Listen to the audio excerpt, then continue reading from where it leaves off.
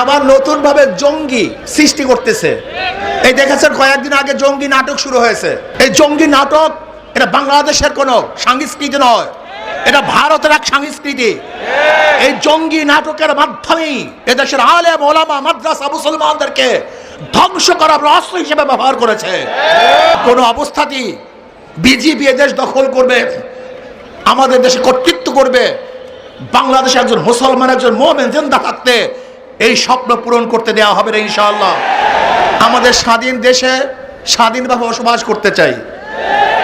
92% মুসলমানদের দেশে ইসলামের খেলাফ কোন আইন হবে এটা আমরা চাই না। সাম্প্রদায়িক সম্প্রীতির এই দেশ, আমরা চাই না এখানে হিন্দু মুসলমান খ্রিস্টান বৌদ্ধ কেউ কোনো অবস্থাতে অ্যাসাল্ট হোক, অপমানিত হোক, অপদস্থ হোক, লাঞ্ছিত হোক, তারা ধর্ম পালন করতে পারবে না, এটা আমরা চাই না। জুলাই সনদ বাস্তবায়নের জন্য গণভোট দিয়েছে, সেখানে 70% ভোট পক্ষে পড়েছে। আমরা মনে করি ইসলামের সাথে দেশের সাথে যদি কোনো পয়েন্ট সাংঘর্ষিক না হয় তাহলে অবশ্যই জুলাই সনদকে বাস্তবায়ন করতে হবে। জুলাই বিপ্লব কেন হয়েছিল? আপনারা ভেবেছেন শুধু একটা সরকারকে পতন করার জন্য না, বরং এদেশকে বিক্রি করার ষড়যন্ত্র চলতেছিল। এদেশের জনগণ ঐক্যবদ্ধভাবে সেই ষড়যন্ত্রকে রুখে দিয়েছে। জীবনের বিনিময় তাবেদার সরকারকে উৎখাত করে এদেশকে রক্ষা করার জন্য জনগণ চেষ্টা করেছে, সাধনা করেছে, রক্ত দিয়েছে, পঙ্গু হয়েছে। আমরা কি চাই? করতে পারবে না, এটা আমরা চাই না। কিন্তু এইটাও আমরা চাই না যে ধর্মের নামে ধর্মকে আড়াল করে সামনে রেখে এদেশকে বিক্রি করার ষড়যন্ত্র করবে, সেটাও আমরা চাই না।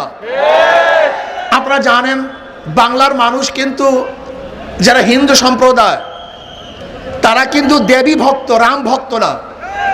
আপনাদের অনেকেরই জানা নেই যে হিন্দুদের মধ্যে সমস্ত হিন্দুরা কিন্তু একই দেবীর, একই ভূতের, একই মূর্তির ভক্ত হয় না।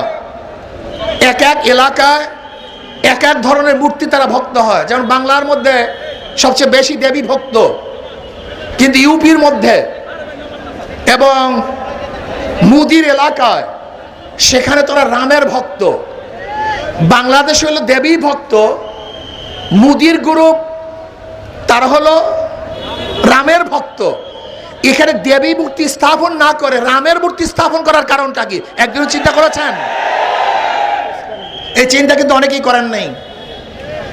এখানে দেবী এবং রাম উদ্দেশ্য নয়, এখানে উদ্দেশ্য হলো দেশটাকে গ্রাস করা, দেশটাকে দখল করা। আজকে আমাদের স্বরাষ্ট্রমন্ত্রী যারা এই দেশকে প্রদেশ বানাতে চায়, ভাগ করতে চায়, তাদের বক্তব্যকে সিলিবক টান বলেছেন। এটা সিলিবক টান হয়ে গেছে, কিন্তু আবার নতুন ভাবে জঙ্গি সৃষ্টি করতেছে। এই দেখেছেন কয়েকদিন আগে জঙ্গি নাটক শুরু হয়েছে। এই জঙ্গি নাটক এটা বাংলাদেশের কোনো সংস্কৃতি নয়, এটা ভারতের এক সংস্কৃতি। এই জঙ্গি নাটকের মাধ্যমেই এদেশের আলেম ওলামা মাদ্রাসা মুসলমানদেরকে ধ্বংস করার অস্ত্র হিসেবে ব্যবহার করেছে। আবার ওই সরকার জঙ্গি নাটক শুরু করেছে। ভারতের বিভিন্ন লিডাররা ম্যাপ দেখায় যে বাংলাদেশ, পাকিস্তান, আফগানিস্তান, নেপাল, ভুটান সহ এই এরিয়া অখণ্ড ভারত হিসাবে তারা ম্যাপের মধ্যে বারবার প্রদর্শনী করেন যে আজকে হোক কালকে হোক এদেশ আবার ভারত হয়ে যাবে। শুভেন্দ্র অধিকারী সে তো আসার পরে ওই দেশটাকে একটা নরকে পরিণত করেছে, খুনের রাষ্ট্র পরিণত করেছে, ধর্ষণের রাষ্ট্র পরিচালনা করেছে। সেখানে মেয়েদেরকে ধর্ষণ করে হত্যা করা হয়েছে। আজকে সেখানে মসজিদকে ভেঙে দেওয়া হচ্ছে, মাদ্রাসাকে গুড়িয়ে দেওয়া হচ্ছে। আজকে জোরপূর্বক মুসলমানদেরকে শ্রীরাম বলতে বাধ্য করা হচ্ছে, এ দেশকে দখল করার হুমকি দিচ্ছে। আমি স্পষ্ট বলবো, বাংলাদেশের মানুষ সজাগ হন, সচেতন হন, এ দেশকে রক্ষা করতে হবে। আমরা জীবন দিয়ে হলে দেশকে রক্ষা করব। যেরকম জীবন দিয়ে, রক্ত দিয়ে আমরা আধিপত্যের বিরুদ্ধে আন্দোলন করেছি, সংগ্রাম করেছি, প্রয়োজনে আমরা আবারও জীবন দিয়ে দেশকে রক্ষা করবো ইনশাআল্লাহ। আজকে বাংলাদেশ সরকারকে বলবো, বহুত বুক ভরা আশা নিয়ে মানুষ আপনাকে ক্ষমতায় বসিয়েছে, কিন্তু খবরদার, যিনি মানুষের সাথে, জনগণের সাথে প্রতারণা করেন, তামাশা করেন, তার বাংলাদেশের মানুষ 47 রক্ত দিয়েছে, 71 রক্ত দিয়েছে, বারবার রক্ত দিয়েছে, 24 রক্ত দিয়েছে, প্রয়োজন আবার রক্ত দিয়ে আপনার সমস্ত ধ্বংসাত্মক কার্যক্রম থেকে মানুষ ফিরিয়ে দিবে ইনশাআল্লাহ। কাজী জঙ্গি নাটক বন্ধ করুন, ইসলাম হুকুমাত কায়েম করুন, ইসলামের সাথে এবং দেশের সাংঘর্ষিক